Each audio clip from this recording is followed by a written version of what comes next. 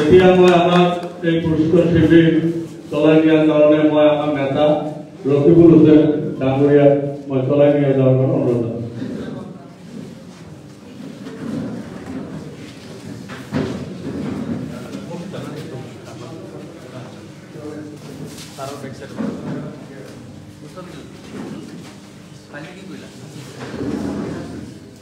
ধুবুৰী বিধানসভা, গোলকগঞ্জ বিধানসভা আৰু গৌৰীপুৰৰ বিধানসভা আৰু বীৰসিং জৰুৱা বিধানসভাৰ 3জন কাউন্টিং এজেণ্টক আজিৰ এই পৰীক্ষণ শিবিৰত উপস্থিত থকা জিলা কংগ্ৰেছৰ সভাপতি আবেদুজ্জামান জুৱেল ডাঙৰীয়া, মাননীয় বিধায়ক মোৰ ভাতৃ গোলকগঞ্জৰ সুভান আলী সরকার সাহেব, প্রাক্তন বিধায়ক কংগ্রেসের জ্যেষ্ঠ নেতা নজিবুল উমর সাহেব, মহিলা কংগ্রেস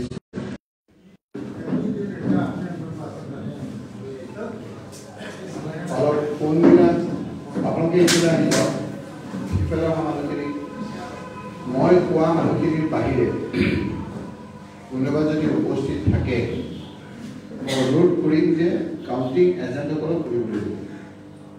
প্ৰথম মই কৰিম যে আমাৰ ধুবুৰী লোকসভা সমষ্টিৰ ধুবুৰী 3টা সমষ্টিৰ লগত ইয়াত আমাৰ পোষ্টেল বেলট আৰু সাৰ্ভিস ভোটাৰসকলৰ কাউন্টিংটো হ'ব। আমাৰ 6টা স্থানত হ'ব। এটা হ'ল ধুবুৰী, এটা হ'ল বিলাসীপাৰা সাব ডিভিজন, এটা হ'ল গোৱালপাৰা, এটা হ'ল অভয়াপুৰীৰ আমাৰ সিজন গ্ৰামত, এটা হ'ল বৰপেটা আৰু এটা হ'ল মানকাছাৰ হাতচিংগুৰি। যেহেতু ধুবুৰী আমাৰ ৰিটাৰ্নিং অফিচাৰ ইয়াত থাকিব, ঘোষণা আমাৰ ইয়াৰ পৰা হ'ব। গতিকে পোষ্টেল বেলট আৰু সাৰ্ভিস বেলটৰ যিসকল আছে সেইসকল অকল আমাৰ ইয়াত হ'ব। বুজি পাইছে না? পাইছে না? এইটো আপোনাৰ পোষ্টেল বেলট আৰু EPPBS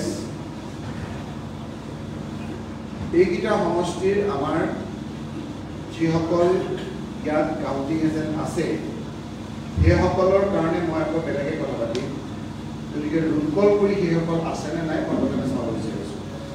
আব্দুল হালিম চৰকাৰ আছেনে? লক্ষী নাৰায়ণ ৰজক,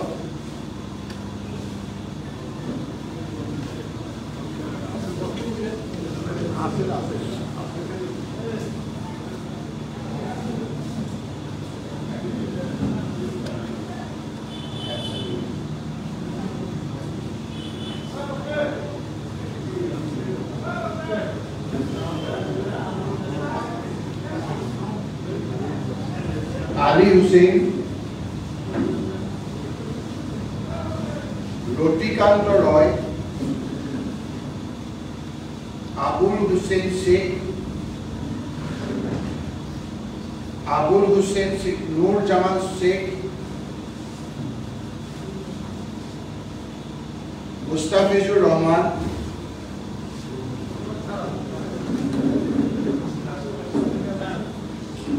আব্দুল সামাদ,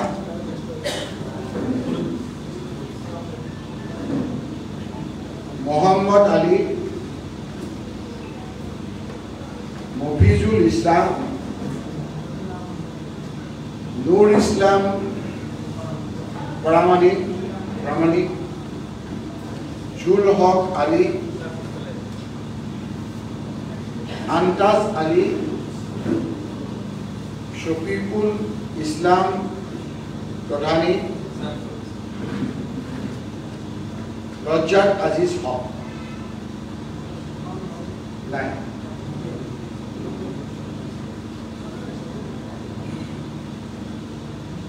যে এওঁলোকৰ কাম হ'ল এটা পোষ্টেল বেলট।